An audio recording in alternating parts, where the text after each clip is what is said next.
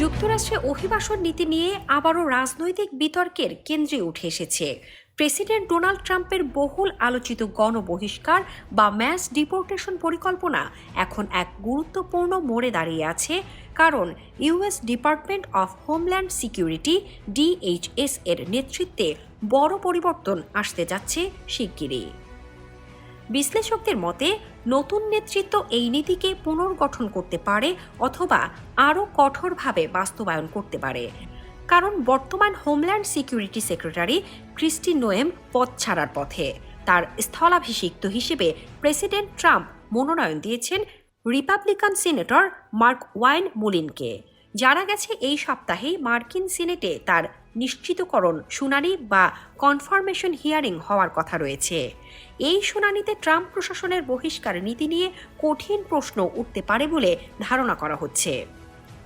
অভিবাসন অফিস সূত্রে জানা গেছে, এবার ট্রাম্প প্রশাসনের লক্ষ্য হল এই বছরে প্রায় 10 লাখ অভিবাসীকে যুক্তরাষ্ট্র থেকে বহিষ্কার করা, আর এই লক্ষ্য পূরণ করতে এরই মধ্যে নানা রকম পদক্ষেপও নেওয়া হয়েছে। এর মধ্যে রয়েছে হাজার হাজার নতুন কর্মকর্তা নিয়োগ, বড় আকারের ডিটেনশন সেন্টার তৈরি ও ইমিগ্রেশন অভিযানের সম্প্রসারণ। এই কার্যক্রম পরিচালনা করছে মূলত US immigration and customs enforcement ICE. এ নিয়ে মানবাধিকার সংগঠনগুলো বলছে এই অভিযান যুক্তরাষ্ট্রের অভিবাসন ব্যবস্থায় বড় মানবিক সংকট তৈরি করতে পারে। আমেরিকান সিভিল লিবার্টিজ ইউনিয়নের অভিবাসন নীতি বিশ্লেষক সারা মেহতা বলেছেন, এটি এমন এক সময় যখন মানুষ প্রথমবারের মতো গণ আটক ও গণবহিষ্কারের বাস্তব চিত্র দেখতে পাচ্ছে। তিনি বলেন, প্রশাসন নীতি থেকে সরে আসছে না, বরং আরও কঠোর অবস্থান নিচ্ছে। এদিকে হোয়াইট হাউসের মুখপাত্র এবিগেইল জ্যাকসন জানিয়েছেন, প্রেসিডেন্টের অভিবাসন নীতি পরিবর্তন হচ্ছে না।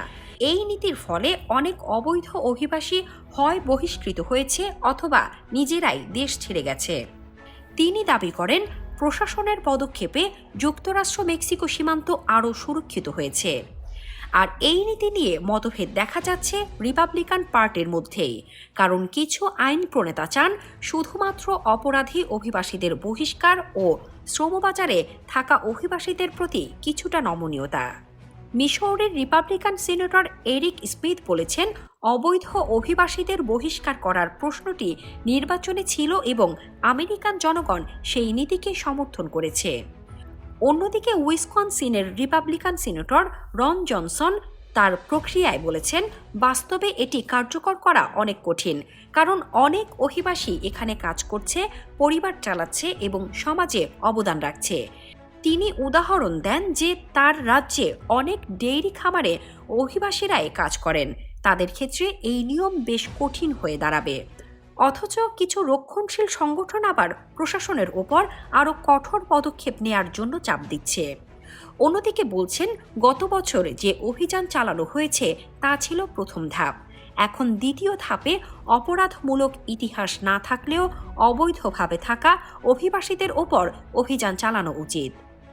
বিশ্লেষকদের মতে প্রশাসনের একটি কৌশল হতে পারে সেলফ ডিপোর্টেশন বা স্বেচ্ছায় দেশ ছেড়ে যাওয়ার পরিবেশ তৈরি করা।